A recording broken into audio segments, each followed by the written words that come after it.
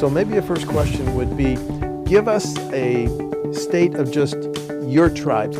Madison has just been designated in December, Truax Field, as the home of F35A. Doctor, can you start? Give us an overview.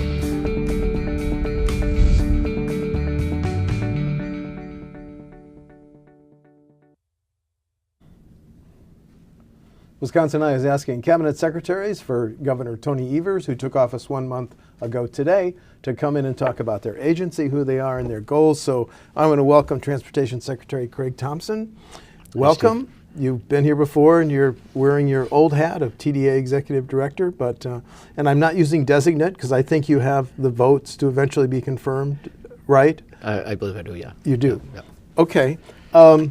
You're in the middle of what I think two major issues: healthcare expansion and transportation highway funding.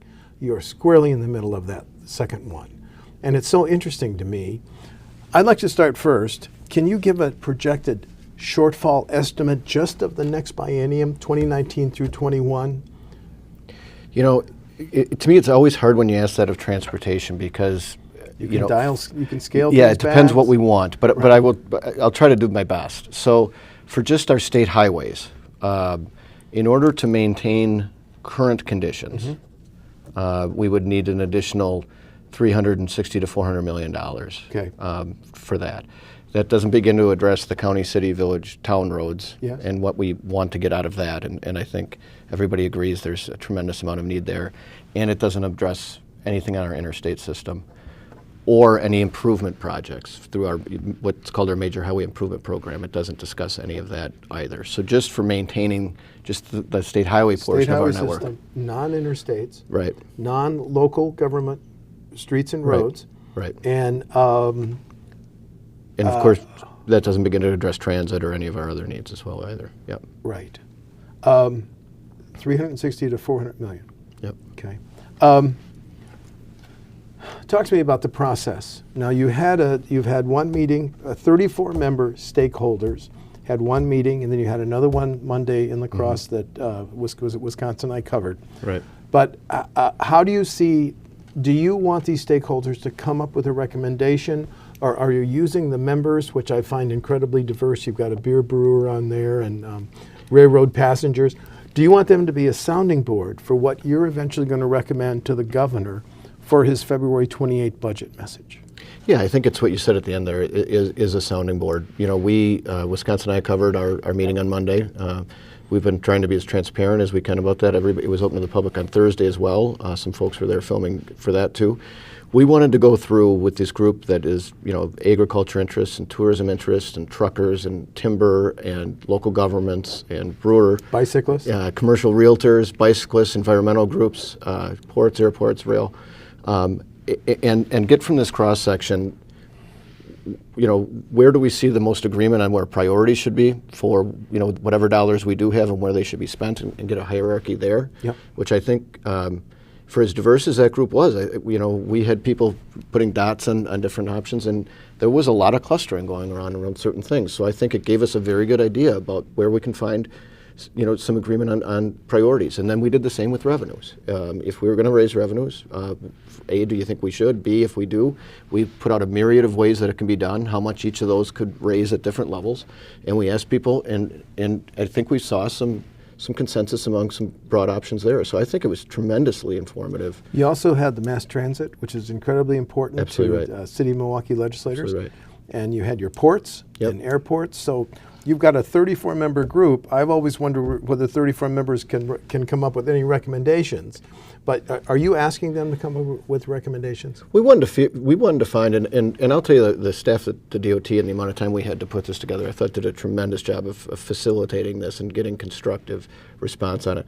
We wanted to find where some of the areas we could get the most support for where people want to prioritize their dollars and how they would see being raised. And I think we got that out of there. And we'll be summarizing it. Again, everything we presented, and people can watch as much of the conversations as they would like on WisconsinEye, but we will be providing a summary, and then it will inform very much the recommendations that my department makes to the governor, and I think ultimately what the governor introduces on February 28th. The headline out of the first meeting, let me repeat it. Secretary wants to raise gas tax or registration fee. Knowing you, knowing the issue, having covered the Capitol for a little bit, is that too simple? Yeah, it is. That was too simplistic? I think what I said was, and I was quoted accurately on that. I think the headline was just went a little further.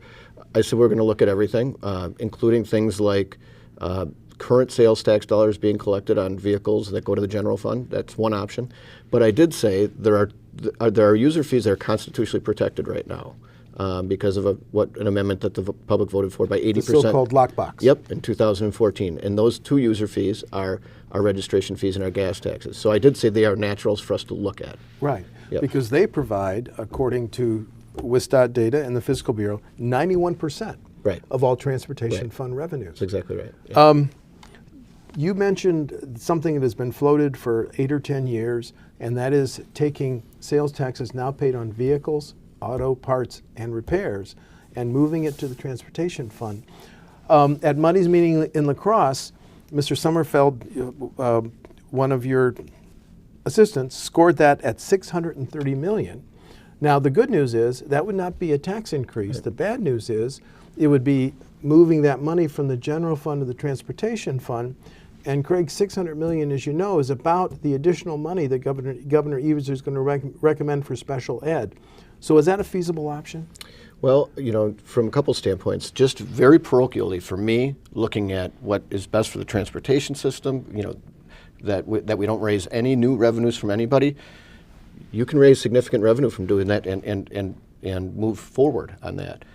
Governor Evers has told all of us, though, that he wants us to connect the dots and look at the big picture. Right. And when we look at that, what it could do to the general fund for healthcare and education and other things, I think it's a tough sell. And when we had that, that's sort of what we got back from our task force. There was very split opinions on that from people that are concerned about those programs funded out of the general fund. Are you taking that off the table then, sir? I'm not saying I'm taking it off the table, but there was not nearly as much consensus around that as there was some of the other options. Okay. Last week, Representative Nygren, co-chair of the Joint Finance Committee, after a WisPolitics luncheon, floated this huge trial balloon. Mm-hmm. If we're going to cut income taxes by $340, maybe we should use that tax cut and move it over to the transportation fund, because it would meet Governor Walker's old standard that you haven't raised taxes. Do you consider that? Just to be fair, 2 hours later, then, Mr. Nygren issued a press release saying this was not a formal proposal. Mm-hmm. But is that another viable option that should be considered? Well, to me, what I think Representative Nygren was saying was simply, following through on what they had talked about last session with what they had proposed, that, and it did meet what Governor Walker was saying, was, that if you're going to raise, they had proposed eliminating the sales tax exemption on gas and then finding an equivalent offset somewhere else. So, I don't think it was really inconsistent what Representative Nygren said. I think he was just outlining that framework that they had been working under. But we're certainly open to exploring any way we can get to yes on fixing our transportation system. Before you were named Transportation Secretary, you were Executive Director of Transportation Development Association. So you worked this issue for how many years, Greg? I was there for 11 years. 11 years. Why haven't we been able to get to yes over the last 2, 4, 6 years? Well, I think there's been growing support, both in the public and with legislators. It seems to keep getting a little farther each time. What we got to, last budget, we had the whole assembly behind it, but there was disagreement in the Senate. Mm-hmm. Our role at Transportation Development Association, I know it's been portrayed that I was a lobbyist and I was a lobbyist for these different groups. We really were pushing for tax increases. Yeah, we were registered, but I didn't lobby, really at all on any of these things. What we did was public outreach and going out and meeting with Rotary clubs and counties and cities, towns, villages, talking with the media and from businesses in the different areas. When you said there was a brewery on this task force, we had met with some of these folks that talked about they had to bring on another person to bubble wrap their bottles of beer. Because they were breaking, because the roads were so rough. We talked with other ones that were saying they have to replace their fleet on a shorter schedule because it was taking greater toll, on their fleet. So we were farmers talking about how it's cost them so much more when a bridge gets weight restricted and they have to go around. That's what we were doing, was going out and getting those stories and talking about what the state of our transportation system was meaning in communities across the state. That was what our effort was about. How do you get to yes when the last Charles Franklin and Marquette poll said, we want better roads in Wisconsin, but the score on increasing the gas tax was 52% no, 42% in favor? How do you move that pile? So I will tell you, when you talked about movement that we've had, Yes. in that last poll, it was actually 52% no. It was the Yes. previous one that it was 62. So we've moved. That same poll from that same group, the public has moved considerably. When you look at moving that amount on polls, that's a lot. And then I would say on top of that, it's like a generic ballot, right? I mean, nobody has anything to react to. I believe when Governor Evers proposes a transportation budget, we will be able to tell people this is what it would mean if there's increased revenues, for the average person, or you can do the calculation. I think it's going to be. I think we can get.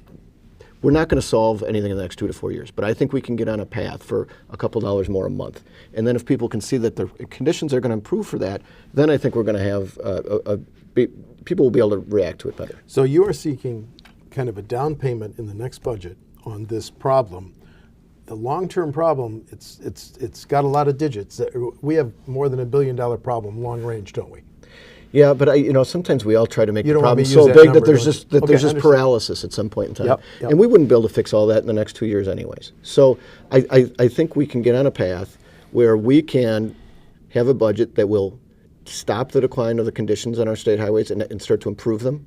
I believe we can give the towns, villages, counties, cities more money to be addressing their needs. I believe we can increase some funding for transit and access to that. I believe we can address increasing money for elderly and disabled aids. I think we can do all of that and still be one of, if not the cheapest states in the Midwest and those 2 user fees that we pay.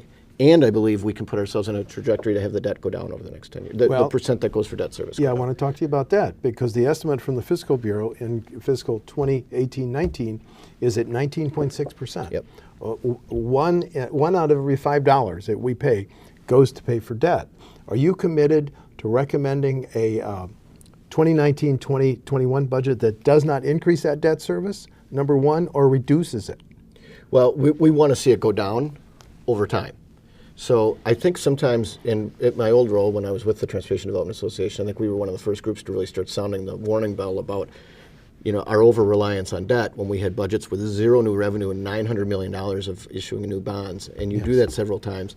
The trajectory of that debt service is eating up more and more of the money that is coming in, almost 20%, as you said.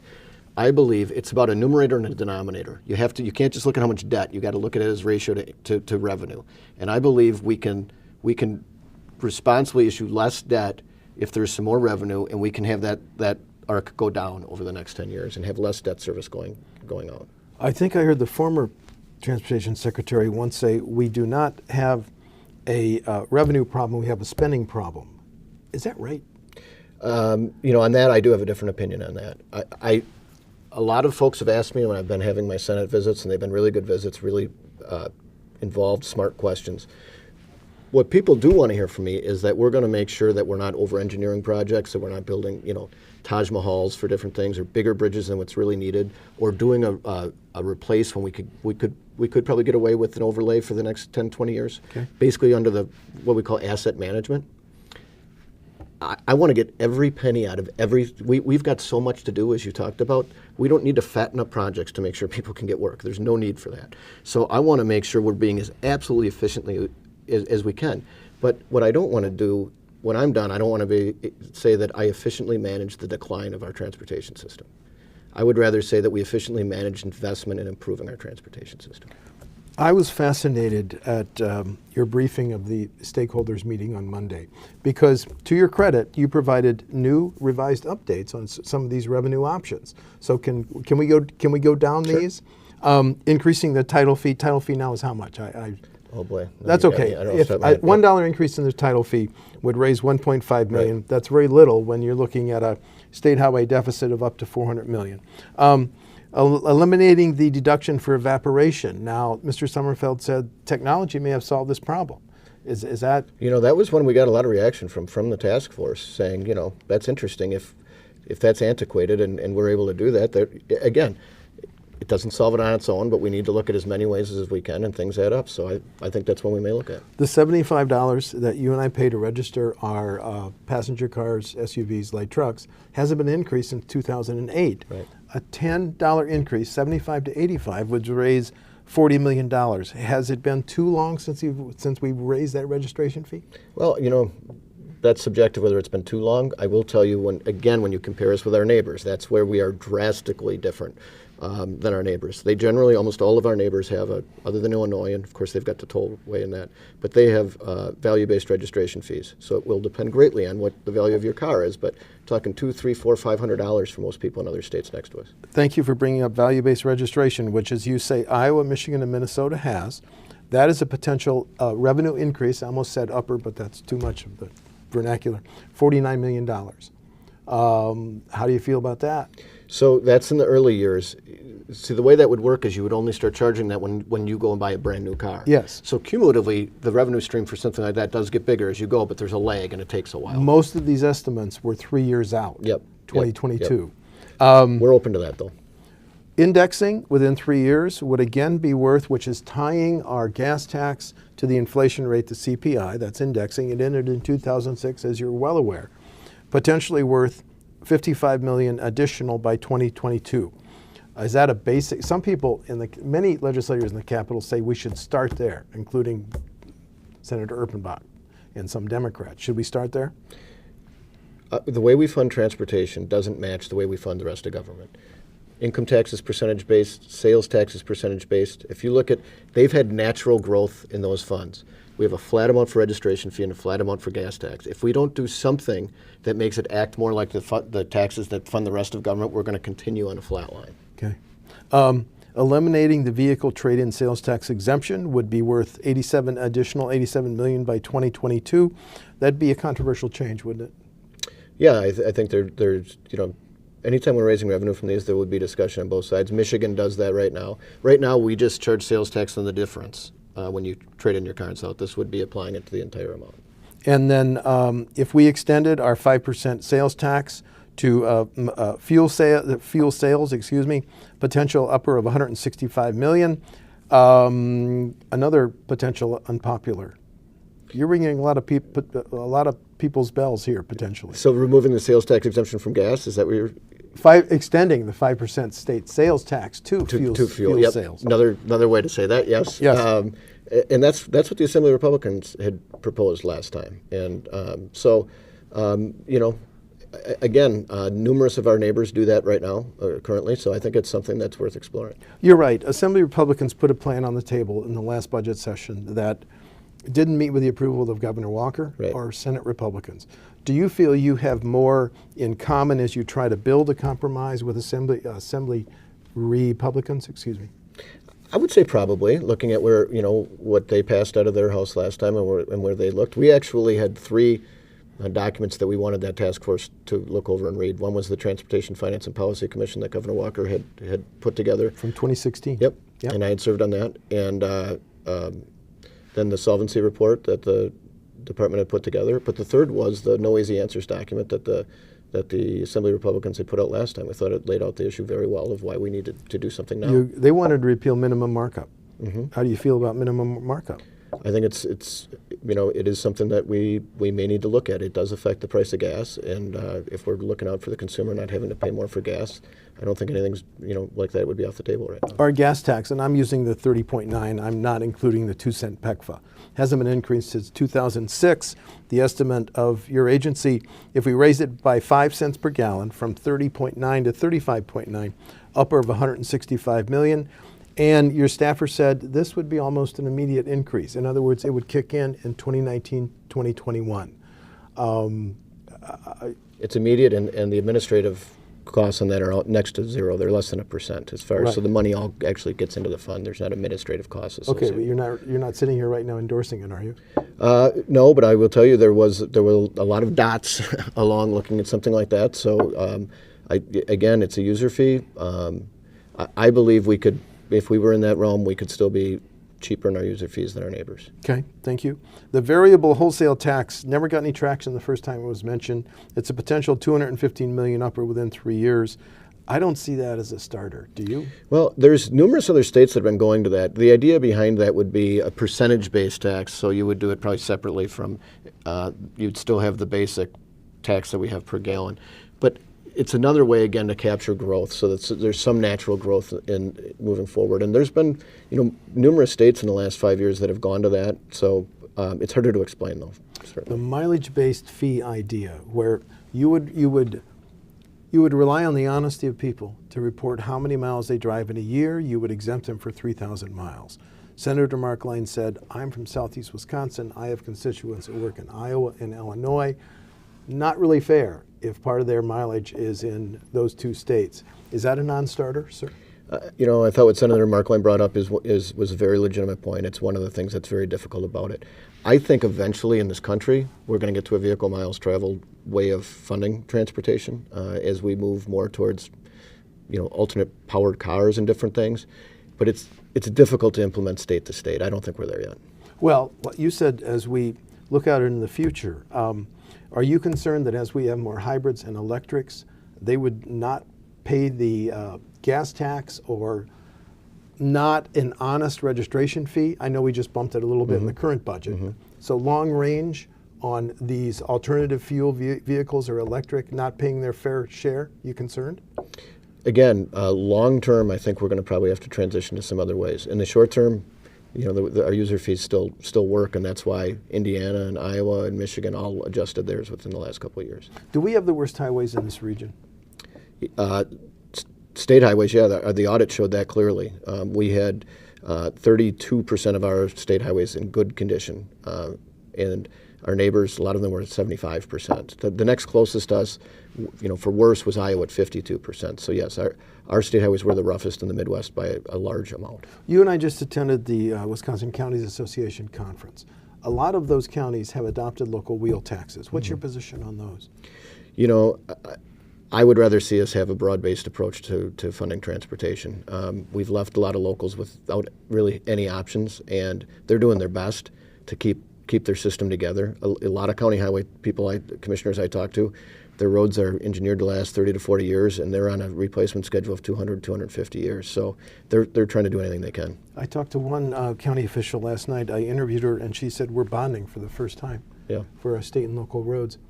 Now let's talk about the elephant in the room. Let's talk about tolling. Because at today's session of the Wisconsin Counties Association, Senate Majority Leader Fitzgerald said we have $1 billion project left in southeast Wisconsin. We have to consider tolling.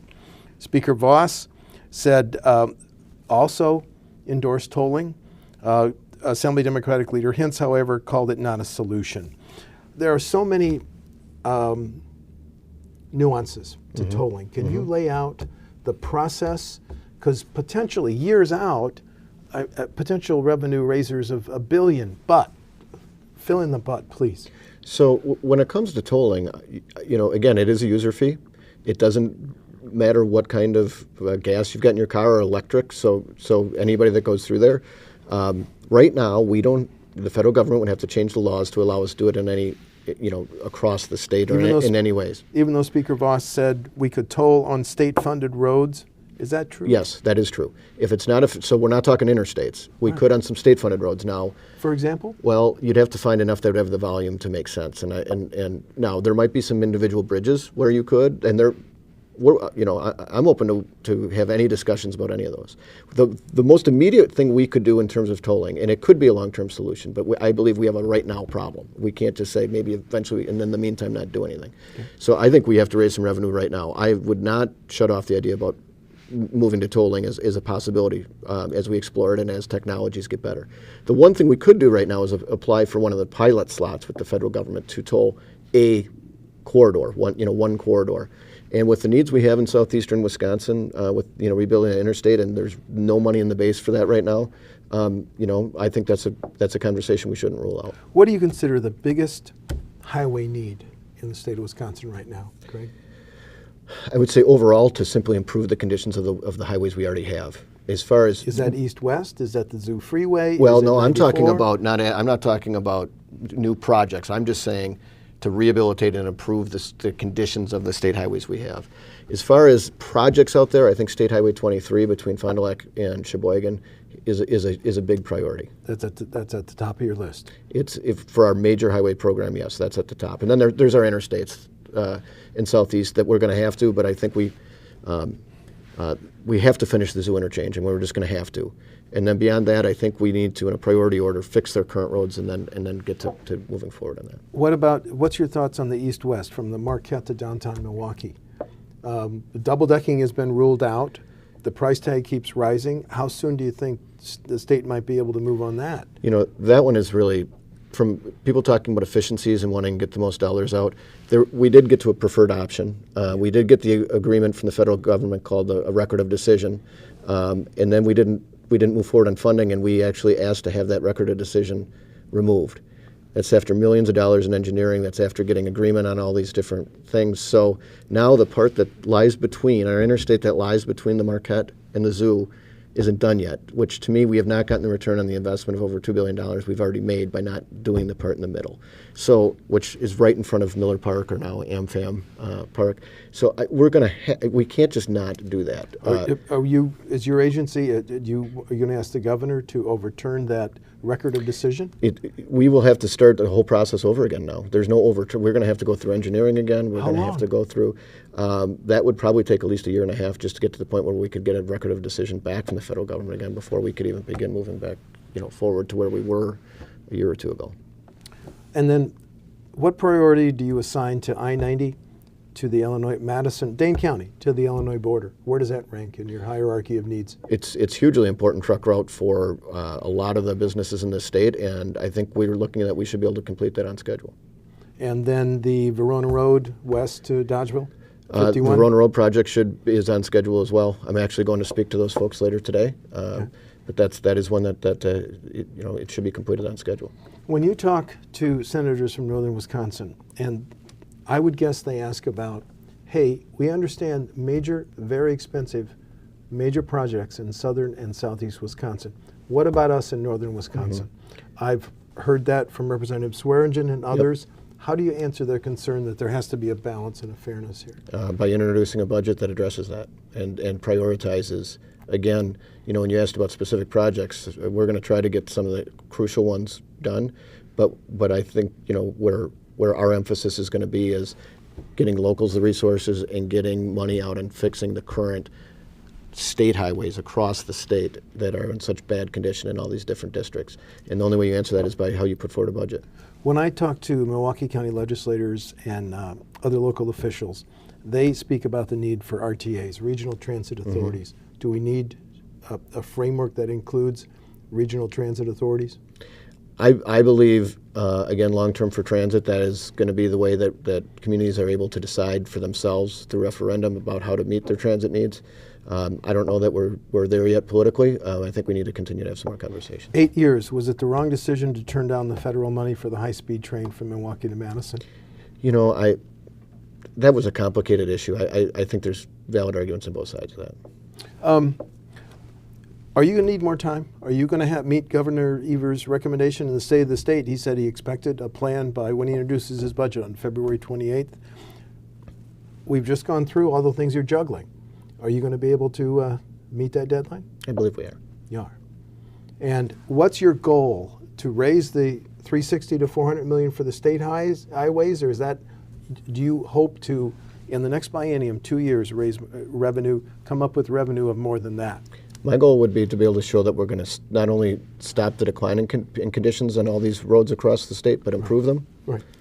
Add money for local governments through their AIDS program, increase transit, and still finish the zoo. How do you sell that statewide publicly?